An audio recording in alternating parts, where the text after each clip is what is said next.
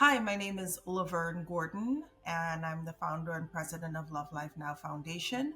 But I'm also a two-time survivor of domestic violence. I grew up on the island of Trinidad, which is just above Venezuela. And while the island is known for its dynamic carnivals, it's also known for domestic violence, which is rampant on the island. Essentially, I watched our mother be brutally abused by our father in a small town called Laventille, where domestic violence was heavily accepted throughout the community, and other husbands, other spouses, other partners would beat their wives, and it was just a common thing.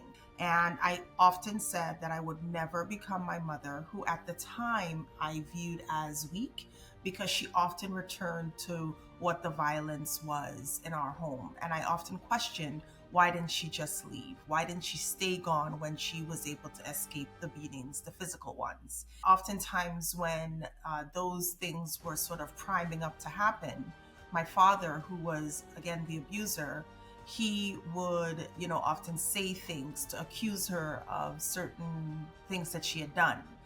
In his mind, I would often say, well, why did she do these things? Why does she keep doing these things to get beat on? So even though I told myself I would never fall into those circumstances, by the time I entered my first serious relationship at the age of 21, by the time the first slap happened, it was because subconsciously I received that apology from my abuser, and I took it as truth, because somewhere in the back of my mind, all of this was normal, right? And so accepting that first apology, because I said to myself that he would never do it again. He said as much, that he would never do it again. And I believed him. And by the time, the second attack happened, it was because things went back to normal. And then the tension started building up. And he made no apology to exact attack on me physically, even more than what he had did the first time. He went from slapping to punching, to grabbing to pushing, and the emotional abuse rose over the course of the next 2 years, as well as the physical abuse and the verbal. So I ended up falling into this cycle, believing that this is what relationships were supposed to be, even though I thought I knew better. At the time that I experienced the abuse, I was going to a university at night, studying advertising and marketing, working an entry-level job in corporate America. I was nothing like my mother. And yet here I was going through the same things that she had experienced. The point where I had said I had enough. This particular attack that brought me to that point lasted from about 9 o'clock the night before till about 2 o'clock the next morning, where he would stop, go, punch, spit, slap, choke, punch again, choke me out. I would wake, I would come through with him, punching up my upper part of my body.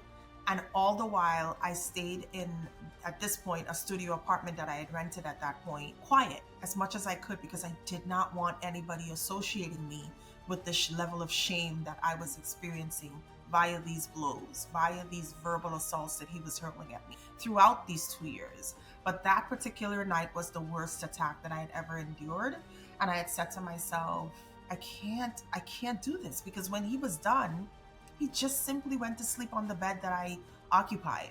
And what did I do? I lay next to him like nothing had happened, and just tried to hold the pain in that I was experiencing physically, tried to figure out why I had ended up here. What was I doing here? A couple hours into, me laying next to him, I felt the sharpest pains that I had ever felt from this particular attack. Any attack that he had given me. And I had a choice to make. I said, do I stay here and let him wake up to beat on me some more, or potentially finish me? Because that level of anger that he had exerted against me in that particular attack was nothing like I have experienced before. Had to make a choice whether I stayed there and wait for him to do it all over again, or get up and get myself help. My body was in severe pain, and I thankfully lived close to a hospital. So I jumped in the first cab. I got up very quietly with every fear bone in my body, got dressed, limped downstairs to the first cab that I could catch. I got into the cab, sped up to the first light. There were only two lights between where I lived and the hospital. He followed. He saw me get into the cab and jumped in his car and pulled up to that first light. and started yelling for me to get out, swearing and cussing and angry and irate. And I told the cab driver, I said, if you let me out of this cab, I'm as good as dead. So please, I am begging you, if you have to run the red light, run it. Because if I get out, I'm dead. And he listened to me. He ran the red light. When my abuser saw that the cab was, pulling away from him, he started to drag race the cab. When he saw that the cab took a left into the hospital parking lot, he sped away. I didn't understand that in that moment, I had the ability and the opportunity to start taking some of my power back. How? By using my voice. In that moment, I could have walked into that hospital immediately and said, this person harmed me. This person did this to me. But I wasn't in that mindset. The only mindset that I was in was, how do I make sure that these nurses don't look at me as weak, like my mother? How do I make sure that they don't associate me with this thing, this very bad thing? So that being said, I walked in. I told the ER nurse that I'd fallen in the shower and I hit here and I hit here and this really hurt. I had a little gash at the top of my head, and they ran x-rays conducive to that. When the ER doctor came into the room, you're sitting down and you're wearing that Johnny, right? And he comes in with his little manila folder, and he opens it up with the x-rays, and he says, the first thing out of his mouth is, who did this to you? That's daunting, right? Because how does he know, right? And it's almost like you've been found out, right? And then he says, even further daunting is, I can get you help. And that word help meant a myriad of negative things for me. Help didn't mean positive. Help meant that the police were going to get involved. They potentially were going to come to my building, and people were going to see that this young professional had, police drama going on with her. It meant that my job was potentially going to find out what had happened to me, and they would subsequently figure out why I was not able to focus at work at times.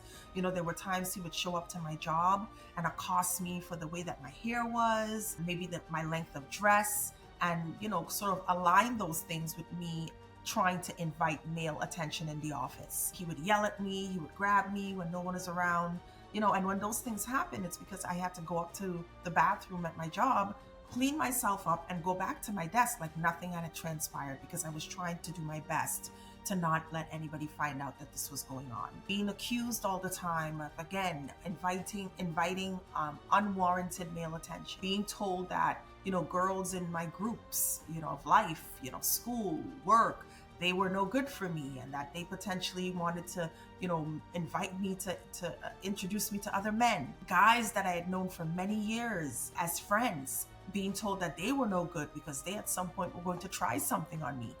All these things led to almost 2 years of isolation and paranoia. I did fess up, and I did say that my ex, I finally called it my ex, did this to me, and I did not want any further help. I just wanted to go home. Leaving is the most dangerous time for victims of abusive relationships, because we often turn on the news and we hear, she was getting ready to leave and this happened. She was getting ready to leave and take the kids, and this tragically happened. He was getting ready to leave, because we know this issue goes both ways. I do want to point that out. She snapped, right? And so, just understanding that what I didn't understand, and what most victims do not understand when they seek to leave these relationships, is that abusers take it as, how dare you? Right? They don't want to lose any power and control over their victims. And so, they will stop at any cost. They won't stop at any cost to be able to exact that and to maintain that. And for me, about 2 weeks, everything seemed like it was okay. Everything seemed like it had gone back to normal, that he had realized that I went into the hospital and I may have said something about him and that he wouldn't come back because of that. That was not the case. 2 weeks passed, and I think he waited to make sure that no police was going to come by his door, no brothers were going to show up at his door. And once he realized that the coast was clear, he called up and said that he was coming over like nothing had happened.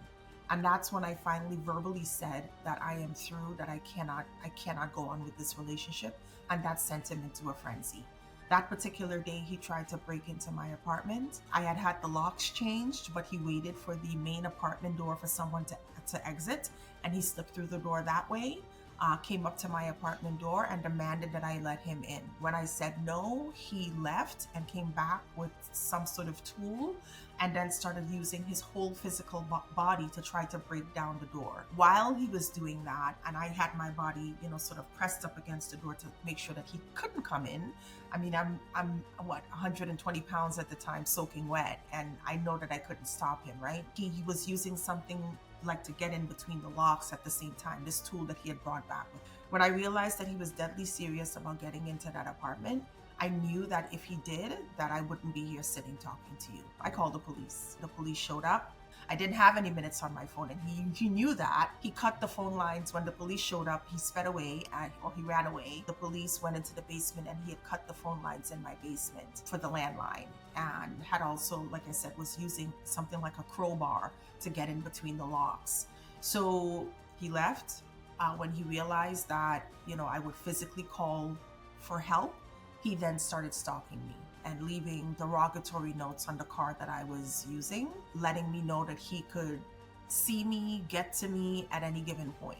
That's when I took the advice of friends and finally decided to file a restraining order, and that kept him away. But many victims and survivors, as we know, do not get that chance. It took a while to even trust my instincts, to even start engaging with other people again, because I was so isolated for almost 2 years. It was quite the journey, and there were a lot of things that helped me along the way.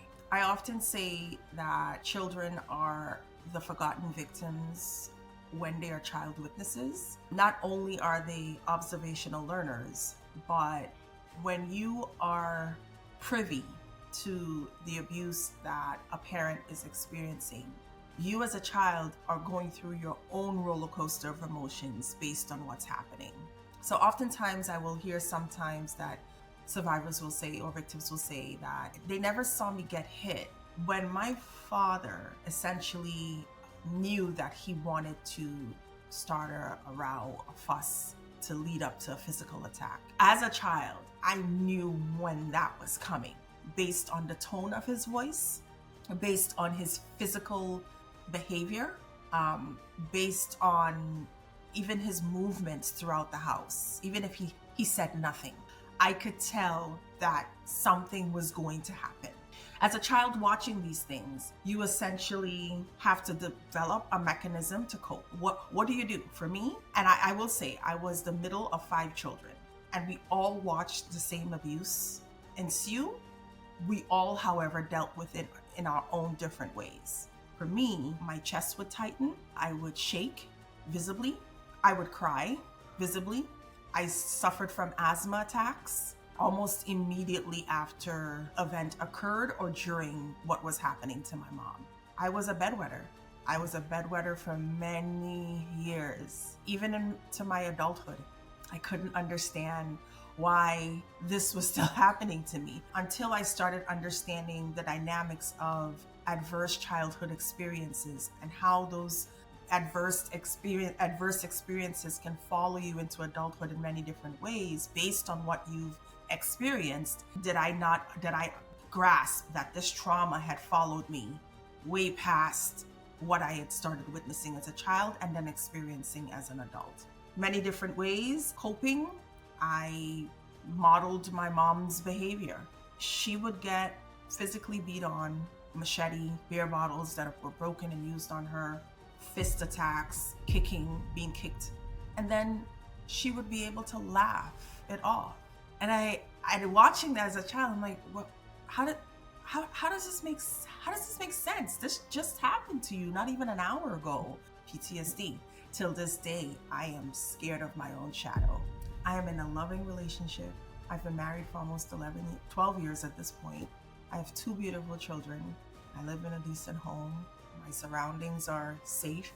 There are still times where there are still times based on the day that I've had, if it's not that great, that I have nightmares and I wake up in cold sweats, which was another big part all throughout my adulthood that let me know that something traumatic had happened. These things follow you into adulthood, and you have no explanation as to why until you do.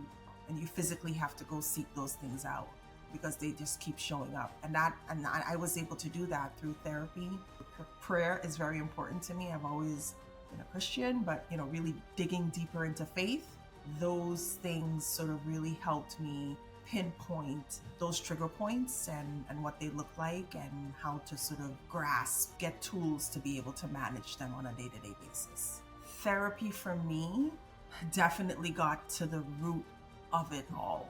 It really broke down and helped me connect the dots as to the why, and to also understand that I may never heal from these experiences. I may never heal, but I'm on the path to it.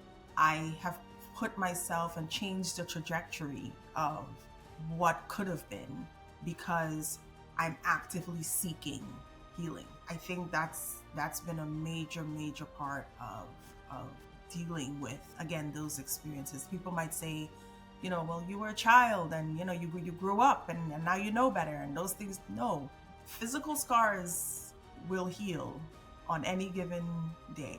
Post abuse, it was very hard to trust myself. The social butterfly that once was Lovern was completely gone. I was a skeleton of who I was prior. To even re-engage with friends, people that I'd known for years, because this distrust and this doubt had been placed in my head from my abuser over and over again, was hard to get rid of.